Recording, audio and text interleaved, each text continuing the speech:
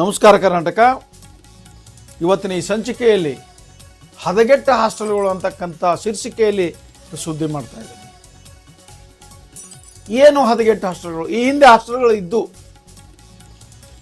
ಕಡಿಮೆ ಸಂಖ್ಯೆಯಲ್ಲಿದ್ದು ಅಲ್ಲಿ ಲೋಕಲ್ ಇರ್ತಕ್ಕಂಥ ಸ್ಥಳೀಯ ಹಾಸ್ಟೆಲ್ ಯಾವ ಕೇಂದ್ರದಲ್ಲಿದೆ, ಯಾವ ಗ್ರಾಮದಲ್ಲಿದೆ, ಅಲ್ಲಿಯ ಮಕ್ಕಳನ್ನು ಸುಮಾರು 5% ಕೂಡ ತೆಗೆದುಕೊಳ್ತಾ ಇರಲಿಲ್ಲ.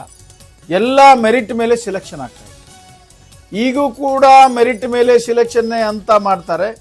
ಆದರೆ ಸಿಕ್ಕ ಹಳ್ಳಿಗಳಲ್ಲಿ ಹಾಸ್ಟೆಲ್ಗಳನ್ನು ಸ್ಯಾಂಕ್ಷನ್ ಮಾಡಿ ಉದ್ಘಾಟನೆ ಮಾಡಿದವರು ಶಾಸಕರಾಗಲಿ ಸಚಿವರಾಗಲಿ ಹೊಳ್ಳಿ ಆ ಹಾಸ್ಟೆಲ್ ನೋಡಿದ್ದು ಇಲ್ಲವಂತೆ.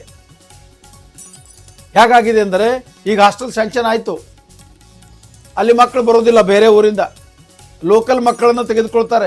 ಲೋಕಲ್ ಮಕ್ಕಳಿಂದ ಒಂದು 10% ಹೊರಗಿನ ಮಕ್ಕಳಿಗೆ ಸುಮಾರು ತೊಂದರೆಗಳನ್ನು ಕೊಡ್ತಾರೆ. ಲೋಕಲ್ ಮಕ್ಕಳು ಊರಲ್ಲಿ ಬೇಕಾದನ್ನು ಮಾಡ್ತಾರೆ, ಗಲಭೆ ಎಬ್ಬಿಸ್ತಾರೆ, ದಂಗೆ ಎಬ್ಬಿಸ್ತಾರೆ.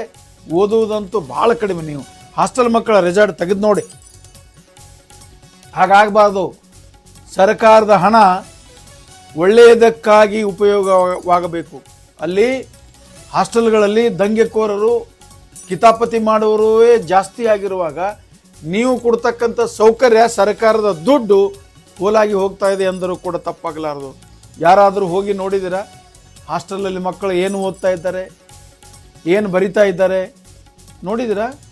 ಇಲ್ಲ, ಬರೇ ಗಲಾಟೆ, ಊಟ ಇಲ್ಲ, ನಾಷ್ಟ ಇಲ್ಲ, ಅದ್ರಾಗ ಹುಳ ಬತ್ತು, ಇದ್ರಾಗ ಏನು ಬತ್ತು, ಕೂದಲು ಬತ್ತು ಅಂತಕ್ಕಂಥ ವಿಷಯವನ್ನು ಮುಂದಿಟ್ಟುಕೊಂಡು ಗಲಾಟೆ ಮಾಡುವುದು ಇದೇ ಅವರ ಕೆಲಸ ಆಗಿದೆ ಅಂದರೆ ತಪ್ಪಾಗಲಾರದು. ನೀವು ಚೆಕ್ ಮಾಡಿ ನೋಡಿ.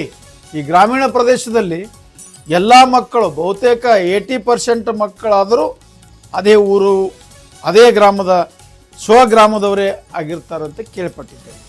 ಪರೀಕ್ಷಿಸಿ. ಹಾಗಾಗಬಾರದು. ನೀವು ಅಧಿಕಾರಿಗಳು ಹಾಸ್ಟೆಲ್ ನಡೆಸೋಗೋಸ್ಕರ ತಪ್ಪು ಮಾಡಬಾರದು.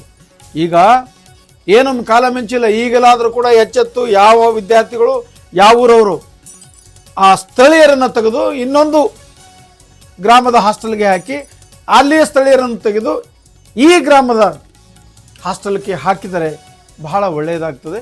ಭಯ ಇರುತ್ತದೆ ಮಕ್ಕಳಲ್ಲಿ. ಲೋಕಲ್ ಮಕ್ಕಳಿಗೆ ವಿದ್ಯೆ ಕೊಡುವುದು, ಬುದ್ಧಿ ಕಲಿಸೋದು ಸಾಧ್ಯ ಆಗದೇ ಇರತಕ್ಕಂಥ ಮಾತು ಕೇಳ್ಪಟ್ಟಿದ್ದೇನೆ.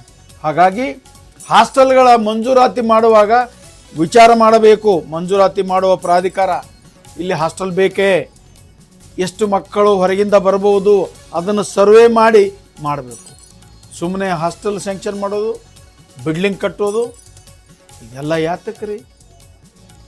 ಶೈಕ್ಷಣಿಕವಾಗಿ ಅಭಿವೃದ್ಧಿ ಪಡಿಸಬೇಕಾದ ಪರಿಸ್ಥಿತಿ ಇದ್ದಾಗ ನೀವು ಲೋಕಲ್ದವ್ರಿಗೆ ತಗೊಳ್ಕೊಳ್ಳೋದೇ ಬಾರದು.